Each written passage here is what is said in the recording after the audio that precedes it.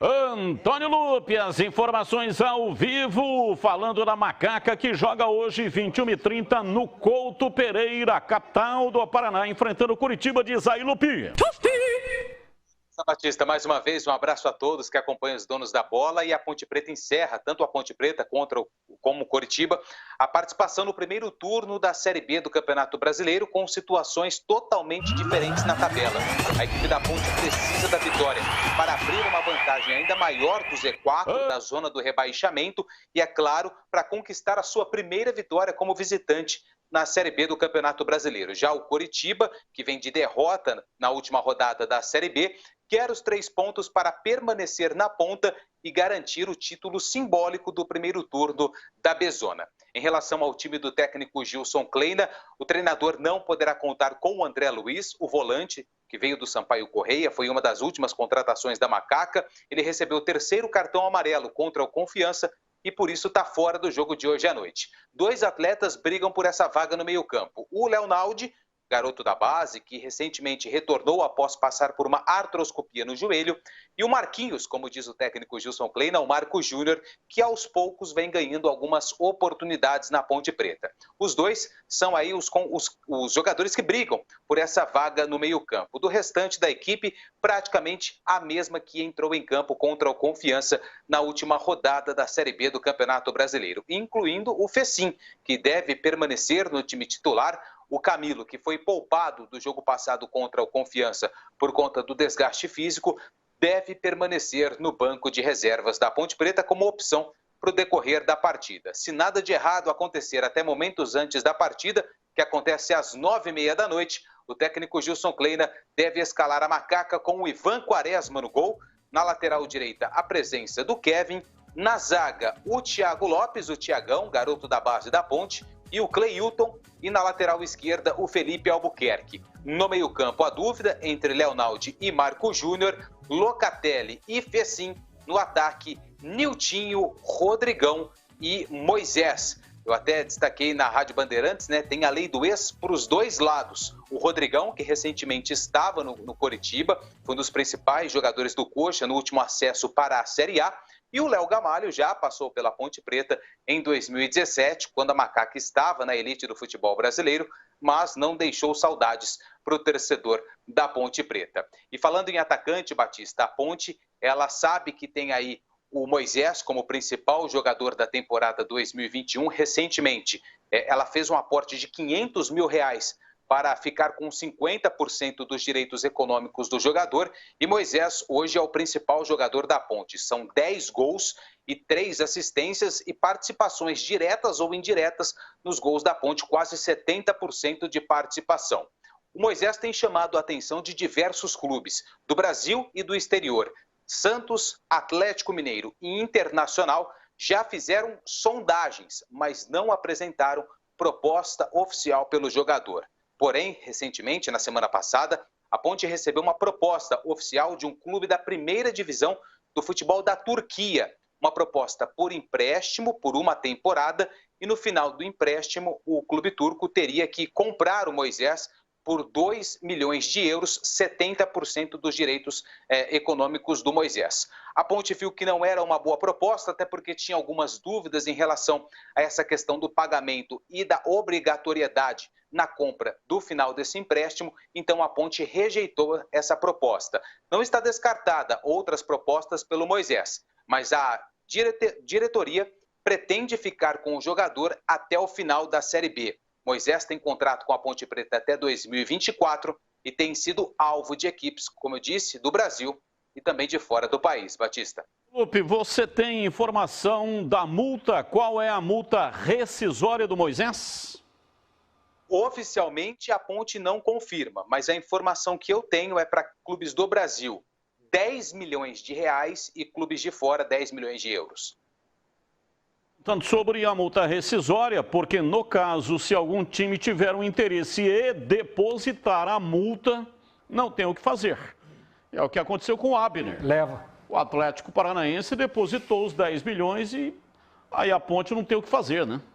Não tem o que fazer, a não ser que aconteça ou tenha uma amarração no contrato diferente disso, que eu acho pouco provável. Então, vale muito, Batista, eu sei que isso é inevitável, mas vale muito nesse momento o relacionamento da Ponte com o empresário e com o jogador. Se a Ponte perder o Moisés nesse momento, não vai ser bom, para assim ser muito tranquilo. Ele é o principal jogador do time hoje e a Ponte precisa muito dele. Mas você está certo, Batista, se chegar com o dinheiro, depositar, não tem o que fazer. Júlio Nascimento, informações do adversário, falando um pouco aí do Coritiba, hoje 21h30, a Ponte joga lá no Couto Pereira contra o Coxa Branca. Pois é, Batista, o Coritiba foi surpreendido no último final de semana, né? Na última rodada contra o CSA, perdeu, mas segue líder com 33 pontos. No Couto Pereira tem grandes números para jogar hoje, está invicto no Couto Pereira, 4 vitórias, 4 empates, não perde da Ponte há 20 anos, atuando também no Alto da Glória. E o time do Coxa é muito forte ofensivamente, né? O Léo Gamalho, o Vagninho, o Robinho, tem feito um grande campeonato e hoje praticamente força máxima para enfrentar a Ponte Preta. Olho nesses jogadores, principalmente no Léo Gamalho, está em busca do Edu, né? O Edu do Brusque é o artilheiro do campeonato, mas o Léo Gamalho está perseguindo ele aí nessa briga acirrada pela artilharia do campeonato, Batistão. E a sua opinião sobre o jogo? Olha, Batista, até a gente estava conversando na Rádio Bandeirantes, né, que os torcedores da Ponte, eles apelidaram a Ponte de Robin Hood, né, tira o ponto dos ricos em pontuação, né, e acaba se dando mal contra times que estão numa situação confortável, apesar das 2 vitórias contra concorrentes diretos na última rodada. É uma grande oportunidade para a Ponte virar o turno e virar a chave também do campeonato. Uma terceira vitória, ainda mais diante do líder do campeonato, faria muito bem para o moral da Ponte na sequência da competição. Mas o Coritiba dentro de casa é um time muito agressivo mesmo. E eu estou muito curioso para saber como o Kleina vai montar esse time, né? Se ele coloca o Leonaldi, será que a Ponte vai ficar protegida nesse meio campo? Eu tenho um pouco de dúvida sobre isso, principalmente com o desfoque do André Luiz, que não é um jogador que constrói jogadas, mas sabe destruir os adversários, as jogadas construídas pelos adversários. Confesso que eu estou um pouquinho preocupado hoje com a atuação da Ponte contra o Coritiba. Creio que o momento é para o Marco Júnior, né? Ele já está aí há algum tempo esperando, inclusive com condição de entrar, porque às vezes que ele entrou bem. E aí, Gleiger, Fecim mantido e o Camilo no banco. Mas fez 2 gols, né? Resolveu a parada para a Ponte na última partida. Acho que está certo o Kleina, tem que dar sequência. E a sequência pode fazer com que ele melhore ainda mais, né? É um jogador de chegada, um jogador que encosta. Eu estou com o Júlio nessa, acho que é preocupante a ausência do André Luiz, que olha, não é toda essa enormidade não, tá? Mas é um jogador que no elenco não tem um jogador com características parecidas. O Leonaldo não é um primeiro volante, né? Pode ser que o Leonaldo apareça ali, mas o Marco Júnior também não, né? Então, estou preocupado, acho que é um jogo importante, dá sim para a Ponte ir lá e surpreender, dá para o Kleina armar uma estratégia para tentar pegar o Coritiba de surpresa. O Coritiba vai vir com tudo para cima, está vendo um resultado negativo, perdeu por 3-0, mesmo jogando fora de casa, vai tentar resolver a parada dentro de casa agora. E a Ponte, que o emocional está lá em cima, confiança, legal, fecha um pouquinho, baixa um pouquinho, arruma a casinha, fecha, baixa um pouco as linhas, né? Um time agrupado junto.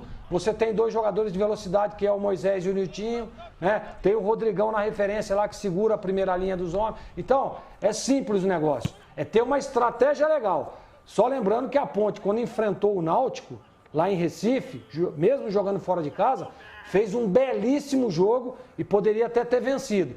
Claro que teve ali aquelas questões de arbitragem e tudo, mas jogou de igual para igual, encarou, concentrada no jogo, com uma estratégia bem definida, trouxe um ponto para Campinas. E nessa partida de hoje, se trouxer um ponto, não é ruim não, viu, Batistão? E aí, CH, o Coritiba não é um time imbatível. Claro que não. Faz Já uma mostrou boa isso campanha. domingo, na última rodada. Exatamente. Então, por que a Ponte não pode pensar numa vitória, ganhar o jogo e virar com 22, que é o melhor dos mundos, ou seja, metade dos 44 que ela vai necessitar para permanecer na divisão? Seja qual for o plano de jogo levado para a partida, o que vai fazer a diferença é a execução do plano de jogo. É como cada jogador vai estar para o jogo. Não adianta passar toda a carga de responsabilidade que a partida já tem. Em condições normais, o Coritiba vai ganhar o jogo, porque tem mais time, joga em casa e, como disse o Júlio, jogando em casa, esse time do Coritiba é muito forte. Então, o que eu faria se fosse o técnico Gilson Kleina? Tira um pouco a carga de responsabilidade e tenta trabalhar muito o emocional, a tranquilidade, porque se jogar mais carga de responsabilidade do que a partida já tem, fica mais difícil. Os caras têm que entrar com um plano de jogo e tranquilidade para executar. Então, é foco, claro, concentração, claro, mas a execução e tomada de decisão dos jogadores vai ser o mais importante. O Coritiba não é um super time, é o melhor time do campeonato. Eu, se sou a Ponte, eu vou me divertir lá. Perdido, o jogo já está. Então é tranquilidade, foco no trabalho, estratégia correta, mas a execução é o mais importante de tudo. Se falar, nossa, o Coritiba, do Léo Gamalho, do Vagninho, para. Não tem nenhum jogador com 2 cabeças e 4 pernas lá, não. É tudo jogador de futebol. Então, calma, tranquilidade, eu acho possível trazer o resultado, mas se tudo correr dentro da normalidade, Batista, a gente sabe que a chance da Ponte é pequena em cima do momento do Coritiba e também do time. Mas, de repente, pode acontecer uma superação, por que não? Vamos ver aqui a enquete, né? O final da enquete. Ponte 48, olha lá. É um empate técnico ali, mas... Tá na frente. Aí, os ponte-pretanos estão readquirindo a confiança no time da Macaca na competição. 45,2 para o Coritiba, 6,5 no empate. Deixa eu me despedir aqui do Antônio Lupe, final, portanto, aqui da participação final do nosso repórter. Está aqui o Lupe. Valeu, Lupe, um abraço, muito obrigado. Valeu, Batistão, um abraço a todos e a partir das 5 horas no Bandeirantes Esportivo a gente fala mais desse jogo entre Coritiba e Ponte Preta. Um abraço a todos. Antônio Lupe. Meu Deus do céu. Vinheta Ouro no ar. Oi? Ouro. Ouro. Vinheta Ouro? Tá bom. Vinheta Ouro. Tem ouro de, né? Tem ouro de 14 quilates. Entendi. Tem de 18 quilates, tem de 21 quilates. E tem de 8 quilates também, de 4. Eu, quando me casei, fiz uma aliança que era, entendeu? Um ouro assim, o chamado ouro baixo. É o que deu para fazer, ué.